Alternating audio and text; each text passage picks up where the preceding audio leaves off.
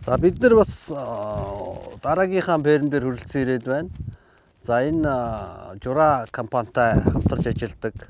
За энэ бас нэгдлийн нэг гишүүн ийм компани байна. За эднийх бол бас нэг бас л 100 гаруй өхөртэй. Ер нь бол Францын фермүүд 60-тай, тэгээд 120-тай л байгаа. Түүнээс тийм олон тооны биш. За энэ нь бол эдний бас өөрсдийнх нь эдлэн газар.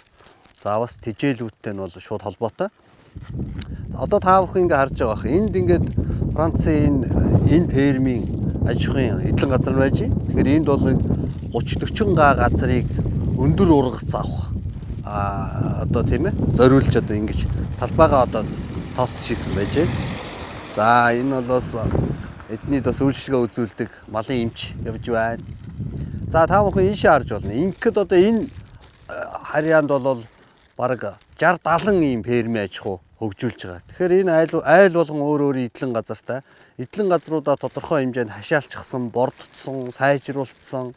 За одоо яг эд одоо энэ тариалангийн ажил явагдаж байна. Хэрвээ тэр дээшээгээ харах юм бол энэ тракторууд нь гараад ирсэн. Яг талбайгаа одоо тэгшлээд одоо хаваад, за зарим нь хүнд диск яваад ингээд тариалтын ажил ерөнхийдөө эхэлж байна.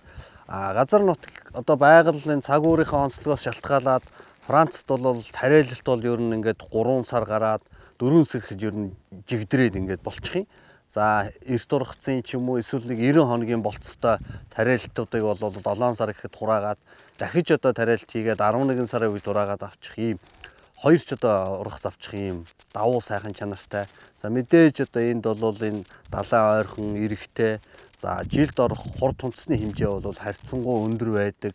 Байнга одоо бороо орж идэг. Ийм учраас бол энд ургац бол маш өндөр. Жишээлбэл нэг гаагаас эднийх бол 100 центнер одоо улаан буудай авж их. За мөн ногоон тижээлийг бол ер нь доод тал нь одоо 40 тонн, 30 тонн одоо ийм тижээл га талбайгаас авж их юм аа. Энэ нь эргээд бол тийм томоохон талбай байхын шаардлагагүй. Харин ч жижиг талбайнуудаа үр ашигтай.